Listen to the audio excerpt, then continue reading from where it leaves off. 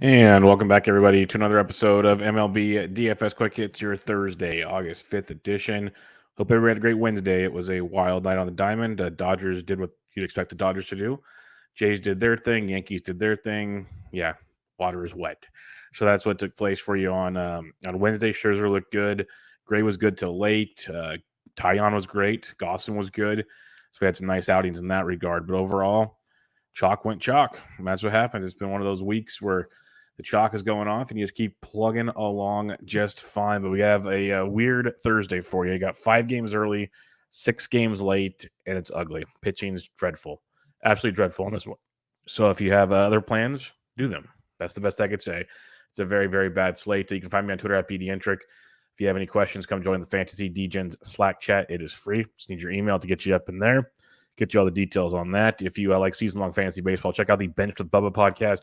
Recorded the Bench with Bubba episode 390, Bubba and the Bat Flip 91 on Tuesday. On Thursday, I'll be recording episode 391 with Marty Tallman of Triple Play Fantasy. So come check that out as well. Also, if you like prop bets, you like DFS, come check out Prize Picks. Use promo code Bubba to get a first-time deposit bonus up to $100 when you create your first account using promo code Bubba. All right, we'll do the quick run-through of the 5-game early slate. It is actually better pitching on the early slate than on the evening slate, but still not great overall. You got Aaron Nola versus Joe Ross facing off Philadelphia and Washington. Those are your 2 top pitchers. You got Nola at 10-3 going up against Washington. You got Joe Ross at 88. I prefer Joe Ross over Aaron Nola, to be completely honest. Ross coming off a rough one in his last round against Chicago. But he faced Philadelphia 2 starts ago, 5 shutout innings with 4 Ks. Prior to that, 11 Ks and 7 Ks against the Dodgers and Tampa Bay. So I'll give Ross a shot at $8,800. You can go Nola if you want. He's just been a kind of all or nothing of late. And one thing he does do well is get strikeouts, so that keeps him out of trouble. And it's Washington's offense, you can pick on. Nola's going to be insane chalk on this slate. So that's why I kind of lean Ross over Nola. Both really good looking plays if you want to go there. If you want to go Alex Wood versus Arizona, you can. I'm not in love with the play because Wood's been up and down. But on this slate, you just got to kind of pick your poisons, and Arizona strikes out about 22% of the time versus lefties. So you can go with some Alex Wood if you prefer. You can go with Tyreek Skubal, praying for some Ks versus Boston if you want. See who Colorado's pitching. It looks like it might be German Marquez, and if that's the case, that's a phenomenal play at home against the Cubs. So that's where I'm leaning. It's like Ross and Nola, get at least one of those 2. And then you can look at Wood, Skubal, and hopefully Marquez. If it's Marquez is my favorite pitcher on the entire slate, if that's who it is. But it's still very, very up in the air on who's going to be pitching that early game. Pair Marquez up with Joe Ross. I'd be cool with that. If Aaron Nola, if you want. Again, Nola's going to be insane chalk on this slate. And then you got Skubal and Wood if you so choose. When you're looking at bats, though, on this slate, you're going to have a lot of bats to choose from. Detroit's going up against Martin Perez. I think that's a very good value play. You got Miguel Cabrera still going for number 500. You got Grossman, you got Candelario, you got the Castros. You got many options. You got Haas and company. So I think Detroit's a nice value stack as usual. Love Texas going up against Dylan Bundy. Texas offense as a whole is dreadful. But you got like Adolis Garcia. You got Nathaniel Lowe in that one. And then he's kind of mix and match and see who else. Like IKF's been quiet, but like Jonah Heim's a good catcher value at $2,800. Andy Ibanez at 26 is a great value. Those would be 2 of my more favorite plays with Texas. You can match them up with your Lowe's and your Adolis Garcias and have some success in those matchups. Colorado going up against Jake Arrieta. Love it. Stack the snot out of this game. Tapia leading off at 43. Love it. Diaz probably not catching day game after night game. If he is, 4,200. If not, you get Dom Nunez at 3K, which is outstanding. So that'd be your catcher play for the day. Brendan Rodgers is a great play. You can get some cheaper plays with Hampson starts or Daza. I love Sam Hilliard at 26. Love the Rockies against Jake Arrieta. That should be a popular stack on the slate, but it's a very, very good one as well. San Francisco going up against Merrill Kelly. Kelly's been good of late. You can go Giants if you want. I'd rather go Colorado. I'd rather go Texas in their matchups. And then you have Philadelphia at Washington. Again, 2 of the better pitchers on the slate. Noel's going to be super popular, so if you want to be contrarian with Washington, you can. Soto's always in play at 58, but you can go with some values like Josh Bell at 44, and then go even cheaper with our buddies. Yadiel Hernandez is 27. You got a little bit of a price bump there.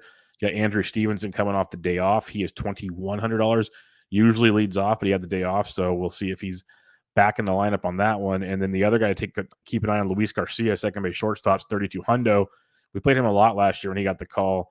He double donged on Wednesday, so maybe he's got something going. So tons of value in those games as well. But overall, ugly slate. If you have any questions, I'll be in the Fantasy DJ and Slack chat, and we'll get it all done for you there. All right, 6-game main slate. And this pitching is dreadful. You just need to take some stands. Hope it works out for you. Your totals on the slate: Cleveland, Toronto's 10, Pittsburgh Reds 9.5, Royals, White Sox 9.5, Twins, Astros 9.5, Braves, Cardinals 9, and we're still waiting on a total for Seattle and New York because Nestor Cortez is starting versus Tyler Anderson. So the 5 totals are out there, all 9 or higher. That tells you a lot right out the gate. I'm just going to go game by game real quick. Seattle at New York, Cortez versus Anderson. I will go to Nestor Cortez. He hasn't gone more than 80 pitches, but they've been trying to stretch him out to go deeper and deeper. What he does bring is outstanding strikeout stuff, and that's what we're going to need. He's got 4 to 5K plus upside in his 4 to 5 innings, so basically a K per inning. He's actually averaging like a little over 10 Ks per 9, which is outstanding.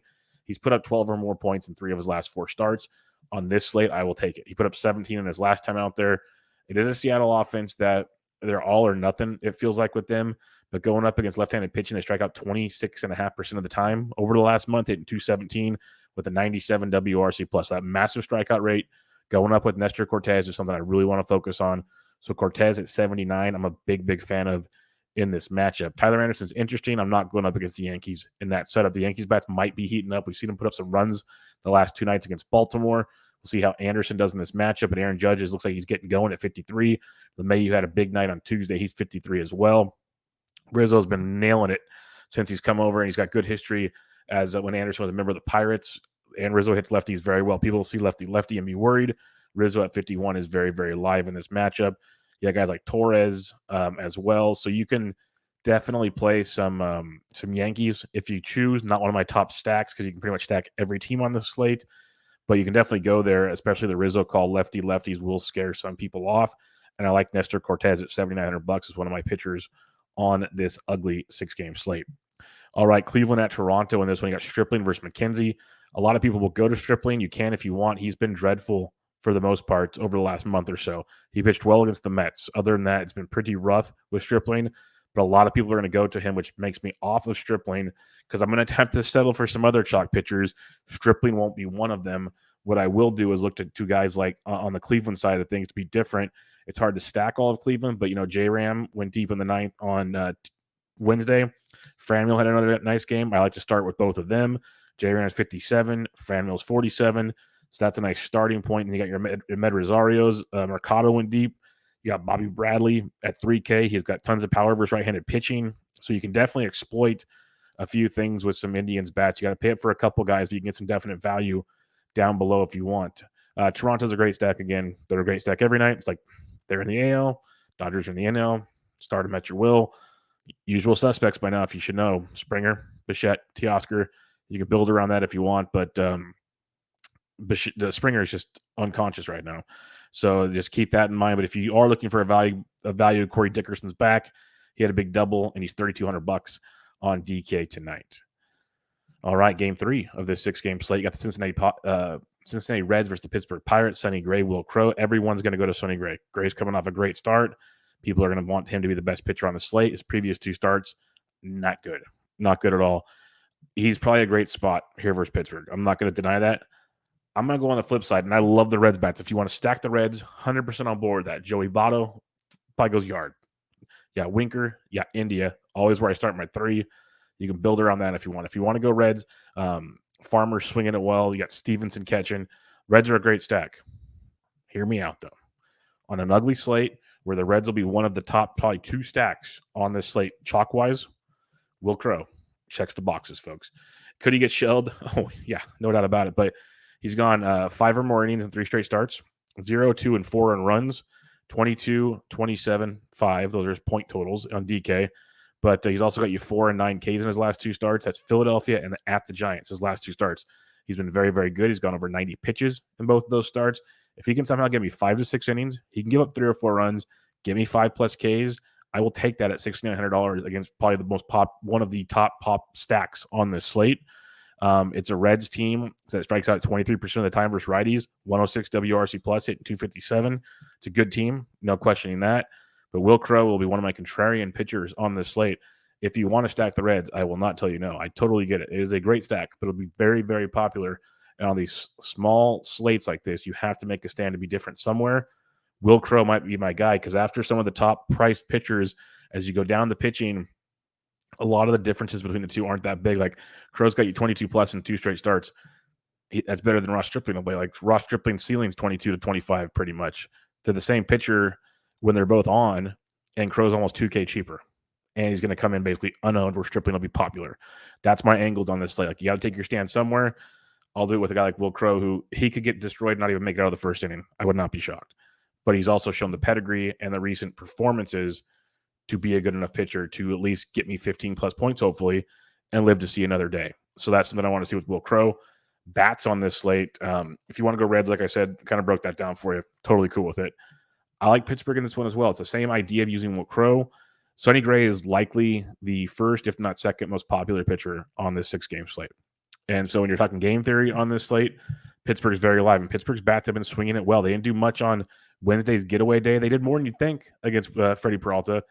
But the previous 2 games, they were very productive in Milwaukee. So we got guys you can definitely go and take advantage of. Brian Reynolds is always in place, 4K. But you got the value in this lineup that you can really, really enjoy. And it goes with guys like Kevin Newman, who's swinging it well at 25. Gary Polanco has been very good at 24. Ben Gamble at 2K has been great, hitting towards the top of the order. And then Hoy Park, leading off playing shortstop at $2,000, has been very, very strong as well. So definite stacks you can do, definite cheap stacks you can do with Cincinnati to be contrarian. Like you can go Will Crow, or you can go Pittsburgh, or you can go both. Just doing one of those 2 things, being Crow or Pittsburgh bats, you will already be contrarian. So if you want to still stack Cincinnati and you don't want to use Will Crow, you can stack some Pirates bats against Sonny Gray. I think, though, that the thing is by using the pitcher angle, if people use a lot of Sonny Gray and they also use a lot of Reds bats, if you have the pitcher that silences the Reds bats and beats Sonny Gray, you kind of knock out a bigger set of the field. So that's kind of the angle I'm going with. Could be a quick night, though. Kansas City at the Chicago White Sox on this one. We got Dallas Keuchel versus Daniel Lynch. Keuchel's okay if you want, but I think Daniel Lynch, similar to the Will Crow article, everyone's going to like the White Sox versus the lefty Lynch. Lynch's 2 starts since coming back from the minor leagues has been outstanding. 6 or more in both starts, 3 earned runs or less in both starts, and 2 and 4 Ks. The Ks of what I've heard him, but like he threw 8 shutout against Detroit in his first start back, and then he threw 6 innings, 3 earned, 2 Ks at Toronto. The dude's gone over 100 pitches his last start, $6,300. He's in play for Chicago if you want to. If you don't, it's your usual suspects: Tim Anderson, Andrew Vaughn, Jose Abreu, who went deep. Eloy Jimenez is back. Just go down the list with Chicago if you want. Like Vaughn's always one I love because of his value and his just ability to crush left-handed pitching. If you're on the flip side, if you want to be different, Kansas City, Sal Perez at 46, like that a lot. Whit Merrifield's always intriguing play as well. But the values you can find with a guy like Edward Olivares at $2,200 went deep on Wednesday. So did Michael A. Taylor at 23. Olivares' skill set is outstanding. So I like him a lot as a value at 22, and I don't mind Michael Taylor at 23 as well in that matchup. Minnesota at Houston in this one. We have Framber Valdez versus Griffin Jax. Valdez will be him and Sonny Gray, pitcher 1A and 1B when you look at ownership come lock. That's where it's going to be. And Valdez has had his control issues of late, and it's really affected his production. He still put up 19 points and 22 points his last 2 starts. He's gotten the job done, even though he's been walking a ton of guys. And that's going to make Framber, I'd rather eat the Framber chalk than the Sonny Gray chalk. Let's put it that way. It's a Minnesota team that, watching them play against Luis Castillo, you got Josh Donaldson banged up. Outside of Polanco and Luis Arias, that offense was dreadful. Absolutely dreadful to watch on Wednesday. I don't see that changing much for Framber Valdez. So Framber at 99, if I'm going to eat one of the 2 chalky pitchers, it'll be Framber in that matchup. And for that reason, I'm out on Minnesota. Like the angle, if you want to stack Minnesota, great angle. If you want to use Jorge Polanco in your Framber Valdez lineup, I'm good with that too. I saw a lot of people do that with Luis Castillo on Wednesday. It worked out for both of you. It can very, very be possible because one thing with Framber, pitch count gets so high, he doesn't go past 6 very often. So I like Framber on the slate. Probably staying away from Minnesota. Houston's a phenomenal stack. You got Michael Brantley, $3,100, went deep off of Scherzer on Wednesday. Kyle Tucker's $3,800. He's a great play. Altuve's expensive, but a phenomenal play. You can just go up and down that lineup and really, really get it. But like Jordan Alvarez, Brantley, Tucker, I want like at least 2 of those 3. Mix in Altuve and company and get yourself some Houston stacks. And if you play some Pittsburgh bats or even some some cheaper Cleveland or Kansas City bats, you can afford Houston pretty easily. We're still getting Framber Valdez like a Will Crow or something in there. Not a problem at all. Last game, Atlanta, St. Louis. Looks like it's going to be Tukey Toussaint. Might be Moeller. It's kind of up in the air still. If it's Moeller, love him versus St. Louis. Big fan of Moeller versus St. Louis. But looks like it's Tukey. I'm just going to fade that one again. I can see arguments for Wade LeBlanc. Just doesn't strike anybody out. So I'll go back to Atlanta on this one again. The strike zone was horrible. I saw some stuff after tilting the Atlanta situation. Like there were strikes called 4 inches off the plate for J.A. Happ. It's just ridiculous. So the Braves will be just fine. Go back to them against Wade LeBlanc. You got Albies and Riley and Soler for starters. Soler went deep on Wednesday. Duvall went deep. He loves to face his lefties. You got some good options there, Swanson and company. So Atlanta's very, very much in play again. If you want to go St. Louis, you can with Carlsons and the Baders of the world. If you want to use Tukey, you can at 74. Just know what you saw last time is the floor, which can happen. If he gets wild, he'll give up some home runs. And it gets dicey. When he's on, he strikes out the world. So if you want to go Tukey at 74, I'm in. He's a good value. I'd probably rather have him than Will Crow, but he'll be also more popular than Will Crow. So pick your – and you don't get the leverage that if Cincinnati's popular stack fails, it's because Will Crow did good and you knock a 2 birds, 1 stone type thing. So that's part of the idea of taking Will Crow. So, all right, recapping things on this lovely slate. I'll go Framber Valdez at 99, Nestor Cortez at 79. I don't mind Tukey at 74, and Will Crow at 69. Ugly stuff, folks. If you want to go some Yankees bats, you can. I prefer Toronto versus Cleveland. On the Cleveland side, I don't mind a little bit of the Franmil, J-Ram, maybe a little Bobby Bradley for 3K if you want. I'm cool with that. But I don't mind attacking Stripling, especially if we find out he's chalky. If we find out he's chalky, I might want 4 guys. We'll have to keep it on as we go. But Toronto for sure.